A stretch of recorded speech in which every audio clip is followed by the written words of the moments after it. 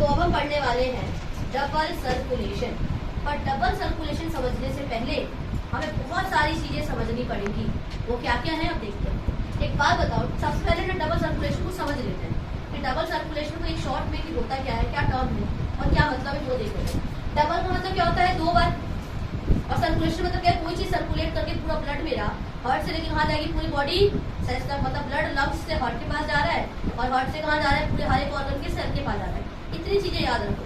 Lungs से blood कहाँ जा रहा है, हार्ट के पास, और हार्ट से कहाँ जा रहा है, हर एक ऑर्गन के सेल के पास जा रहा है।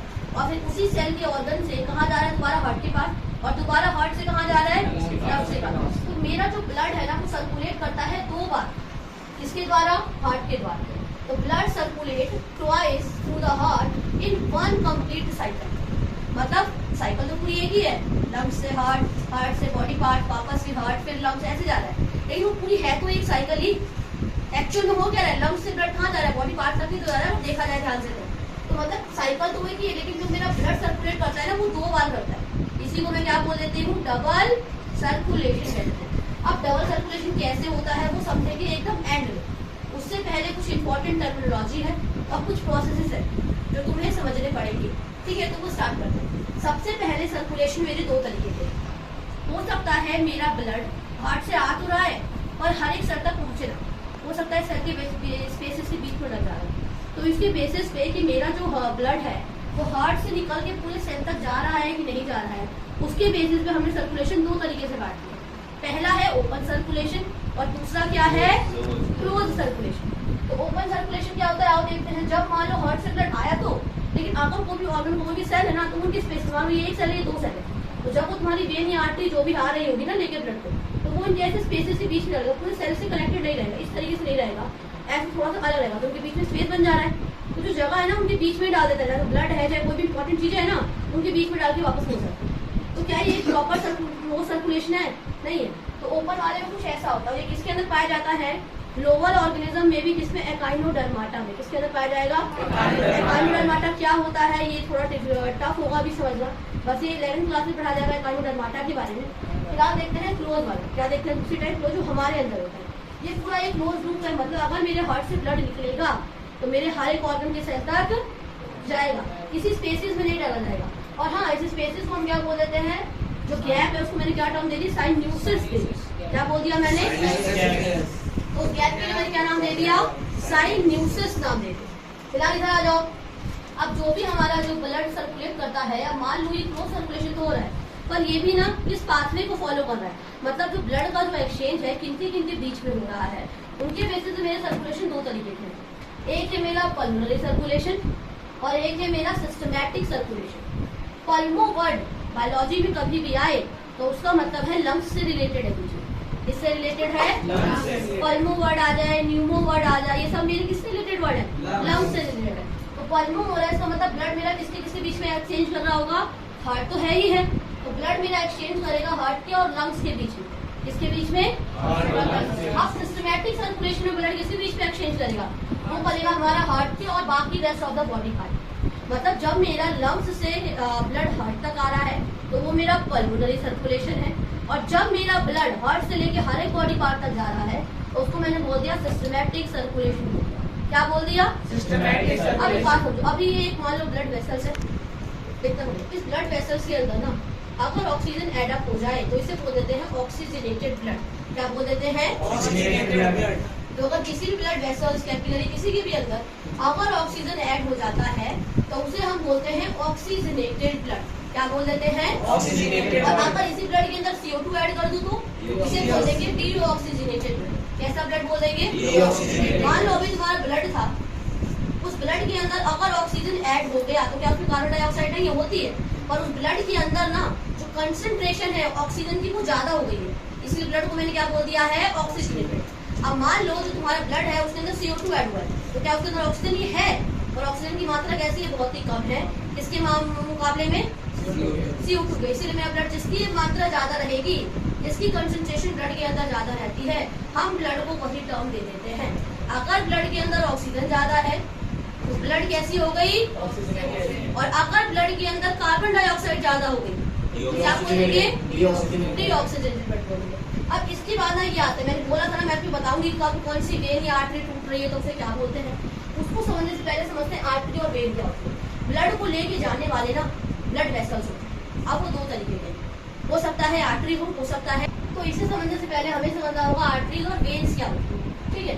तो आर्टरीज और वेन्स, अब मान लो मेरा ब्लड जाना है, ब्लड वेसल से ही जाना है। हो सकता है ब्लड मेरा हार्ट से पूरे बॉडी पार्ट तक जा रहा हो, तो ब्लड ना कहाँ से कहाँ जाता है और कौन लेके जाता है, उसके बेसिस पे हमारी जो वेसल्स है वो दो तरीके की हैं, आर्टरी और कैपिलरीज भी होती हैं। और कैपिलरीज इन्हीं का आगे जाके मतलब और छोटे छोटे उसमें टूट जाती है वेसल्स, वो बाद में देखेंगे।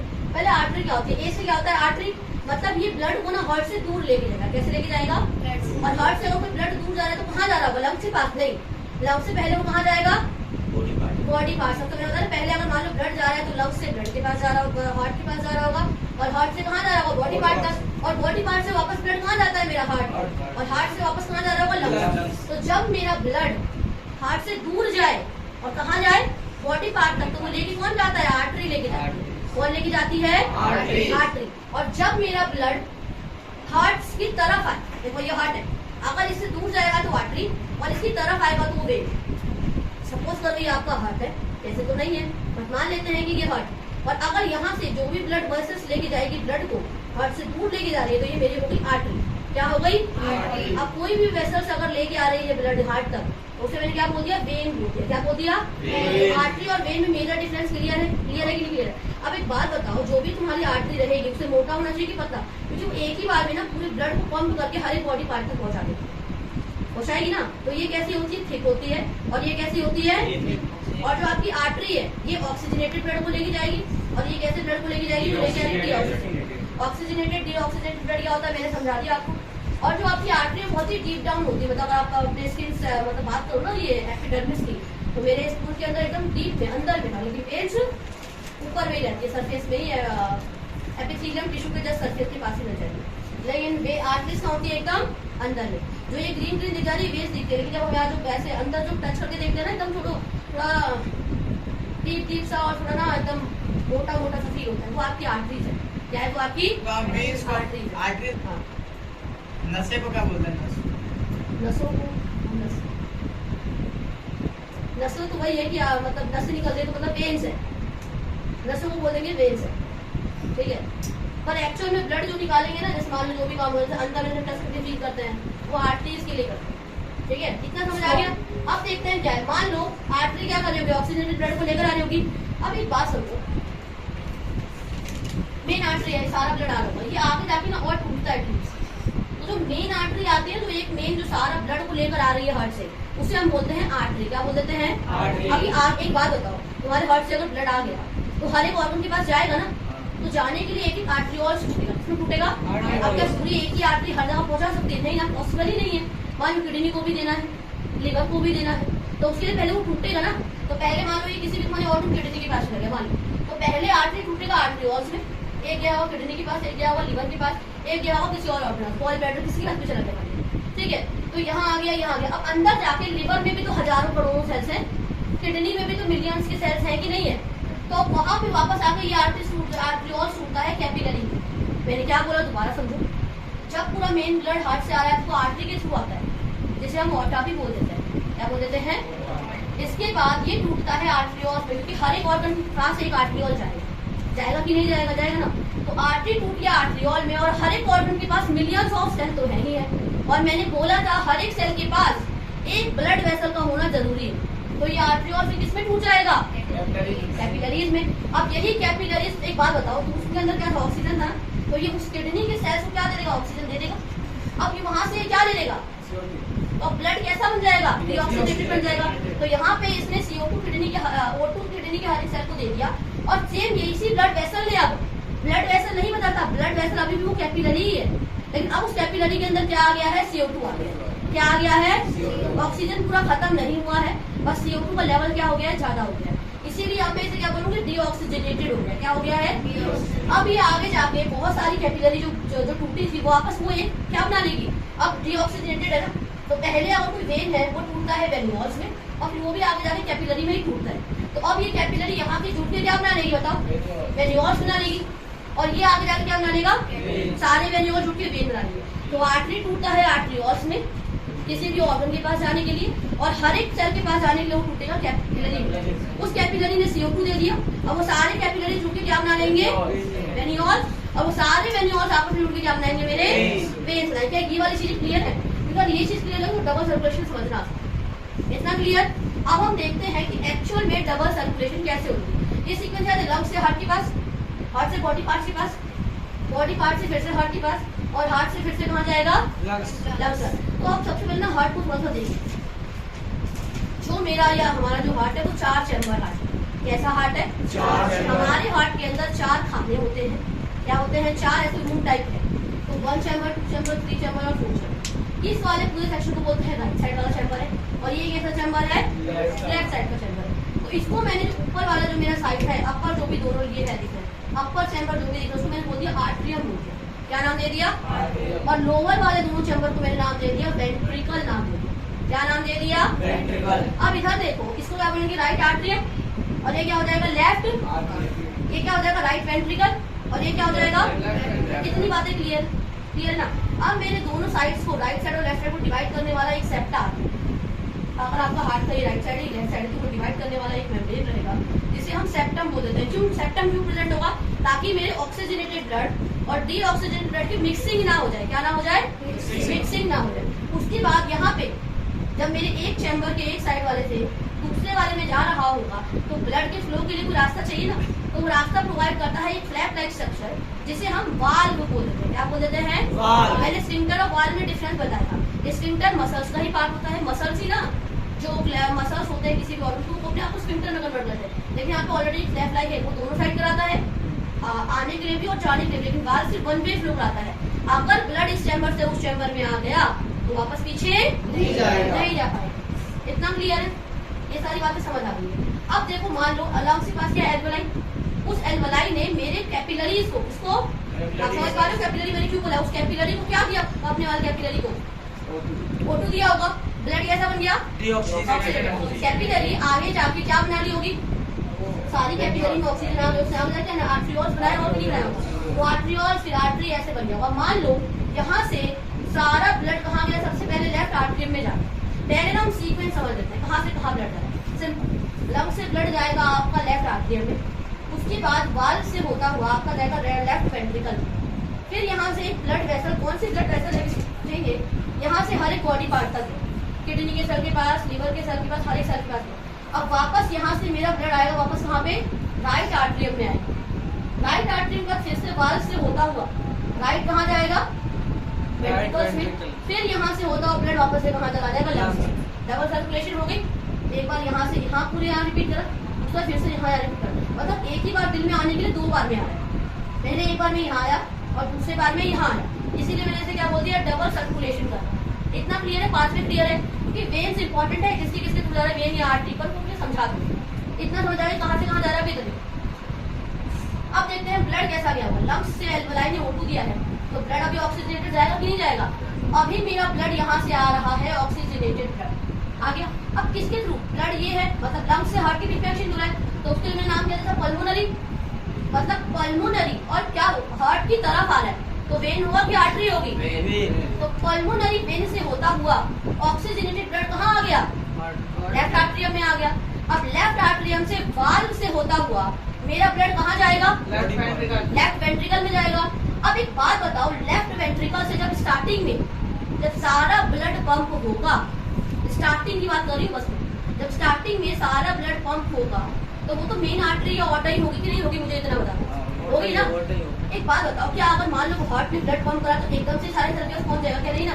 पहले वो जाएगा हर एक ऑर्गन के पास, तो पहले वो आर्टरियोल्स में टूटा होगा, फिर वो कैपिलरी में टूटा होगा, आगे जाके टूटेगा कि नहीं टूटेगा? तो हमको सिर्फ समझाया गया है। यहाँ समझो सारे किडनी वगैरह के सेल तक जा रहा है। कहाँ जा रहा है ये? तो अब एक बात बताओ, यहाँ पे जो इतना एरिया है ना वो तुम्हारा ऑटा है। क्या है वो तुम्हारा? ऑटा। तो यहाँ से ऑटा से होता हुआ आएगा, ठीक है? ऑटा से होता हुआ आया, इतना क्लियर है? ऑटा। अब इतनी दूर के एरिया को मैंने बोल दिया ऑटा बोल दिया। क्या बोल दिया? ऑटा बोल दिया। अब ऑटा से जब ये आगे हर एक ऑर्गन की ब्रांचेस तक टूटा होगा, तो जब वो टूटा है ना उसी को मैंने बोल दिया सिस्टमैटिक आर्टरी बोल दिया।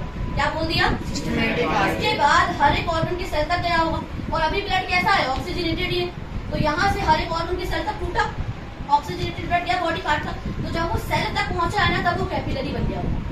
और जब तक वो ऑर्गन के पास है वो भी क्या है, आर्ट्रियोल्स है, या उसको सिस्टमैटिक आप आर्टरी करो, कोई दिक्कत नहीं। ठीक है, इसके बाद अब एक हर एक बॉडी पार्ट ने O2 तो ले लिया, अब कंसंट्रेशन O2 की कम हो गई और उसमें क्या ऐड कर दिया, CO2 कर दिया। तो अब जो ब्लड होगा वो कैसा हो जाएगा, डीऑक्सीजेनेटेड ब्लड हो जाएगा। तो अब यहाँ से ब्लड कहाँ जाएगा, राइट आर्टरियम में चला जाएगा। कहाँ चला जाएगा, राइट आर्टरियम से ब्लड क्या जा रहा है, डीऑक्सीजेनेटेड जा रहा है। इतना क्लियर। अब एक बात बताओ, यहाँ से फिर से ये कैसा होगा, पहले तो कैपिलरी होगा, फिर वेन्यूल्स, और वेन तो बाद में जाके बनेगा तो वो सारा ब्लड कलेक्ट कर लेगा ये जगह पे। वेन वो अभी थोड़ी ना बन जाएगा, मेन वेन थोड़ी ना बन जाएगी वो अभी। तो इधर देखो, अब यहाँ से क्या है, सिस्टमैटिक वेन बोल दिया। सिस्टमैटिक क्यों बोला है, क्योंकि यहाँ पे जो ब्लड का एक्सचेंज हो रहा है वो हार्ट और बॉडी पार्ट के बीच में हो रहा है। क्योंकि सिस्टमैटिक सर्कुलेशन क्या होता है, जब ब्लड मूव कर रहा है हार्ट और rest of the body part के बीच। इतना क्लियर। तो अब यहाँ पे देखो सिस्टमैटिक नाम दे दिया, क्यों दिया, क्लियर। और हार्ट की तरफ आ रहा है ब्लड, तो वेन हो गया, आर्टरी नहीं कहेंगे ना, क्योंकि हार्ट की तरफ आ रहा है इसलिए क्या है, ये वेन है। तो यहाँ से ब्लड यहाँ आ गया, इसलिए क्या बोल दूंगी वैसे, वेन। और कैसी है, सिस्टमैटिक की पल्मोनरी, सिस्टमैटिक पल्मोनरी नहीं कहीं, क्योंकि पल्मोनरी क्या होता है, लंग्स से हार्ट के बीच में एक्सचेंज हो रहा है। इसके बाद ब्लड यहाँ आया, वाल्व के थ्रू यहाँ गया। अब एक और चीज समझो, यहाँ पे सारे बॉडी ऑर्गन से ब्लड एक ही बार में आ गया होगा, तो एक ही बार में तो इसने सारा हार्ट को ब्लड दे दिया होगा ना। तो एक बार में जब सारा ब्लड कलेक्ट हुआ होगा हर एक जगह से, तो उसे मैं क्या बोल दूंगी, मेन वेन है मेरी। उसी का दूसरा नाम है वेना केवा। क्या नाम है उसका, तो जब ना सारा ब्लड हर एक बॉडी पार्ट से इकट्ठा होके एक ही बार में जब हार्ट को देते हैं, उस जगह को हम क्या बोल देते हैं, या वो वेन को जहाँ से वो दे रहा बोलेंगे मेन वेन या वेना केवा कह देंगे। इतना क्लियर। तो अब यहाँ पे जो ये देखो, यहाँ तक तो ये सिस्टमैटिक वेन है, लेकिन यहाँ पे आके जब वो सारे स्टेमर को दे रहा है तो वेन या वेना केवा बन गया। क्या बन गया ये, यहाँ से वाल्व के थ्रू राइट वेंट्रिकल में आ गया। अब यहाँ से मेरा ब्लड, अब देखो अब हार्ट और इसके बीच में आ रहा है, तो पल्मोनरी नाम रहेगा कि सिस्टमैटिक नाम रहेगा, वेन हो रहा है लंग्स और इसके बीच में, हार्ट के बीच में, पल्मोनरी नाम। और आर्टरी रहेगी कि वेन रहेगी, क्योंकि हार्ट से अवे जा रहा है, तो पल्मोनरी आर्टरीज होता है वहां जाएगा लंग्स के पास। अब लंग्स के पास एल्वुलाई है, वो CO2 को ले लेगा और वापस से क्या डाल देगा, तो क्या मेरा ये फिर से प्रोसेस रिपीट नहीं करेगा, फिर से यहाँ से आएगा, फिर यहाँ लेफ्ट आर्टरी में, फिर लेफ्ट वेंट्रिकल में, फिर ऑर्टा से होकर फिर सिस्टमैटिक आर्टरीज होकर बॉडी पार्ट्स में जाएगा, फिर कहाँ जाएगा, राइट आर्टरी, हाँ सिस्टमैटिक वेन्स होते, फिर राइट वेंट्रिकल, फिर यहाँ से लंग्स के। इतना क्लियर है सबको। तो डबल सर्कुलेशन तक पूरी बातें सारी क्लियर अच्छे से एकदम। तो हम आगे का टॉपिक पढ़ने वाले हैं। अब मान लो मैंने बताया कि हमारा हार्ट कैसा है, 4 चैम्बर है। कुछ ऑर्गेनिज्म ऐसे भी है जिनके चैम्बर 3 चैम्बर है। कैसे होते हैं, 3 चैम्बर। और कुछ ऑर्गेनिज्म ऐसे होते हैं जिससे 2 चैम्बर हार्ट होते हैं। हमारे अंदर बिल्कुल जो हार्ट है वेल डेवलप्ड है, हमारे अंदर मिक्सिंग ऑफ ब्लड नहीं होता। मिक्सिंग ऑफ ब्लड कहने का मतलब क्या है, सेप्टम था, मेरा हार्ट अगर 4 चैम्बर है तो बीच में क्या प्रेजेंट है, सेप्टम, कि अगर यहाँ से डीऑक्सीजनेटेड ब्लड आ रहा है तो इधर ही साइड रहे, इधर साइड नहीं है ना। मान लो ये हार्ट का ये सेप्टम, तो ऑक्सीजनेटेड ब्लड पूरा इसी साइड था और डीऑक्सीजनेटेड ब्लड इस साइड। तो क्या मिक्सिंग ऑफ ब्लड हो रही थी, नहीं हो रही थी ना। लेकिन मान लो कोई 3 चैम्बर हार्ट है, कोई 2 चैम्बर हार्ट है, तो उसमें मिक्सिंग होगी कि नहीं होगी, ब्लड की होगी, और उनकी वजह से ना उनका सिस्टम ज्यादा इवॉल्व नहीं रहता है। लेकिन हमारे केस में, ह्यूमन के केस में हम कैसे हैं, ज्यादा इवॉल्व है। और हमारे केस में क्या होता है, हमें mixing of blood take place नहीं करती, क्योंकि हम कितने चैम्बर है, 4 चैम्बर। अब डिपेंड करता है कि हमें एनर्जी की रिक्वायरमेंट कितनी है, ज्यादा है, कम है। अब हमारे अंदर ना एनर्जी की रिक्वायरमेंट ज्यादा है, पता है क्यों, क्योंकि हमें हर वक्त ना अपने अंदर का टेम्परेचर को कांस्टेंट या मेंटेन करके रखना है। हमारे अंदर अभी मैं खड़ी भी हूँ ना, मेरी बॉडी के अंदर बहुत सारी प्रोसेसेस चल रही होंगी, तो इस जो प्रोसेस टूटी वो ही मत मान, मैं ठंडे वाले एरिया में जाऊंगी तो क्या मेरी बॉडी के अंदर का टेम्परेचर मेंटेन नहीं रहेगा ना। तो हमारे अंदर कांस्टेंट टेम्परेचर मेंटेन करके रखना पड़ता है, इसीलिए मुझे एनर्जी की रिक्वायरमेंट कैसी है, ज्यादा। लेकिन जो 3 चैम्बर वाले होते हैं उनको वो डिपेंड नहीं करते टेम्परेचर के हिसाब से, उनके बॉडी के अंदर का टेम्परेचर वो खुद ही को कर लेते हैं, तो वो टेम्परेचर पे डिपेंड नहीं है सर एनवायरमेंट के। लेकिन हम कैसे इंडिपेंडेंट है, तो हमारे अंदर के सेल्स को या तुम किसी को भी कह लो, उसमें टेम्परेचर को मेंटेन क्या करना है, इसीलिए मुझे एनर्जी की रिक्वायरमेंट कैसी रहेगी, ज्यादा। तो हमारा जो ब्लड है ना वो वार्म ब्लडेड है, कैसा है, हम वार्म ब्लडेड एनिमल्स हैं। क्यों, क्योंकि हमें एनर्जी की रिक्वायरमेंट कैसी है, ज्यादा है। तो वार्म ब्लडेड एनिमल्स में एनर्जी की रिक्वायरमेंट कैसी है, ज्यादा, क्योंकि हमें बॉडी का टेम्परेचर क्या करके रखना पड़ता है, मेंटेन करके रखना पड़ता है। इसका पहला पॉइंट देखो, ये कोल्ड ब्लडेड एनिमल्स क्या होते हैं, इनमें लेस एनर्जी नीड होती है। क्यों, क्योंकि इनको ये दूसरों पे मतलब ये ना डिपेंड नहीं है। क्यों, क्योंकि हमें डिपेंड करने के लिए मतलब टेम्परेचर मेंटेन करने के लिए बहुत सारी चीजें चाहिए, ये अपना टेम्परेचर मेंटेन कर लेते हैं। तुमने देखा है कुछ ऐसे पोलर बियर्स होते हैं जो ठंड में भी अपना टेम्परेचर कांस्टेंट पर हम नहीं कर पाएंगे सर्वाइव, ठीक है। तो कुछ ऐसे ऑर्गेनिज्म भी है। अब हम में ना डबल सर्कुलेशन होती है, कैसे होती है मैंने बता दी, ये भी करते हैं डबल सर्कुलेशन, लेकिन इसमें मिक्सिंग ऑफ ब्लड हो जाता है। इसमें मिक्सिंग ऑफ ब्लड, ये देखो इसमें नो मिक्सिंग ऑफ ब्लड, इसमें ब्लड मिक्स कर जाता है काफी हद तक, पता है क्यों? क्योंकि यहाँ देखो ध्यान से, अच्छा ये 4 चैम्बर है, तो जैसे हमारे केस में क्या था, 2 आर्टरी आती, 2 वेंट्रिकल्स, इसलिए हम कैसे हो गए 4 चैम्बर हो गए। इसमें 2 आर्टरियां होती है और एक ही वेंट्रिकल्स होता है, इसीलिए कैसे है 3 चैम्बर। अब यहाँ ध्यान से देखो, ये 3 चैम्बर का बना रखा है मैंने, ये 2 चैम्बर का बना रखा है, और 4 चैम्बर का तो मैंने पढ़ाई लिया आपको। 2 आर्टरियां, तो यहाँ से ब्लड आ तो रही है, फिर वापस ना इसी, अब ये जो एरिया है यहाँ पे ब्लड की मिक्सिंग होगी नहीं होगी, ब्लड ना आती तेजी से और तेजी से चली जाती है, तो काफी हद तक ना ब्लड मिक्स कर जाए। तो देखो ना यहाँ से ब्लड आ रहा है और डीऑक्सीजनेटेड ब्लड यहाँ से आ रहा है, तो यहीं से जाने का जो ये पाथवे है ये तो सेम ही है, तो यहाँ पे काफी हद तक ब्लड की मिक्सिंग हो जाती है। अब 2 चैम्बर वाले को देखो, 2 चैम्बर भी है, 2 चैम्बर हार्ट किसमें होता है, एक ही आर्टरी का होगी और एक ही क्या होता है वेंट्रिकल्स होता है, तो इसमें मिक्सिंग ऑफ ब्लड तो होगी ही होगी और ज्यादा ही हो जाएगी। अब इसमें क्या होगा, इसमें हार्ट होता है 2 चैम्बर, इसका एग्जांपल है फिशेस, इसका क्या एग्जांपल है फिशेस। फिशेस के पास लंग्स नहीं होता, वो किससे रेस्पायर करते हैं, गिल्स के थ्रू करते हैं, किसके थ्रू करते हैं, तो इन पे लंग्स तो नहीं होता लेकिन गिल्स होती है, इनमें सिंगल सर्कुलेशन होती है। बाकी 3 चैम्बर ले लो या 4 चैम्बर ले लो, दोनों में कैसी सर्कुलेशन हो रही है, डबल। इसके एग्जांपल्स क्या थे, मैंने पहले बता दिए थे, बर्ड्स एंड मैमल्स, और इसके एग्जांपल्स क्या है, एम्फीबियंस और बहुत सारे रेप्टाइल। एम्फीबियंस कौन होता है, जो दोनों जगह रहते हैं, पानी में भी और लैंड में भी, और रेप्टाइल्स कौन होते हैं, जो ऐसे रेंगते हैं, ठीक है। जैसे कि एग्जांपल दे दो, और और इसके अलावा ठीक है, बस आता है इनको समझ में। देखो इतना समझ आ गया, तो 2 चैम्बर तक ब्लड आएगा और यहीं से चला जाएगा, तो मिक्सिंग तो हो जाएगी ना, कुछ है कहाँ आ रहा है, यहाँ से आ रहा है वापस चला जाएगा। कभी कभी ना ऐसे भी जा सकता है, या ऐसे भी कर सकता है, तो ये फिशेस वगैरह में पाया जाएगा, ठीक है। अब इधर देखो, अब ना ये तो आपकी हो गई 2 चैम्बर हार्ट वाले, 3 चैम्बर वाले और 4 चैम्बर वाले। क्या इतना क्लियर है? 4 चैम्बर हमारे अंदर और बर्ड्स के अंदर, ठीक है, और 3 चैम्बर में ये ना कुछ डायग्राम कुछ ऐसा दिखता है, ठीक है। और हमारे को बताइए, अगर मैं एक प्रॉपर ऐसे की हार्ट बनाऊं तो कुछ इस तरीके है ना। अब ना हार्ट बीट क्या होती है, हार्ट से रिलेटेड कुछ ऐसी टर्मिनोलॉजी है जो आपको आनी चाहिए। अब हार्ट बीट क्या है, अब मेरा हार्ट बीट करता है, ऐसे हाथ रखने में दिल की धड़कन सुनाई देती है ना, तो दिल की धड़कन को मैंने इंग्लिश में बोल दिया हार्ट बीट। तो क्या मतलब है हार्ट बीट कहने का, क्या है क्यों नहीं है हार्ट बीट? हार्ट बीट क्या होता है समझो।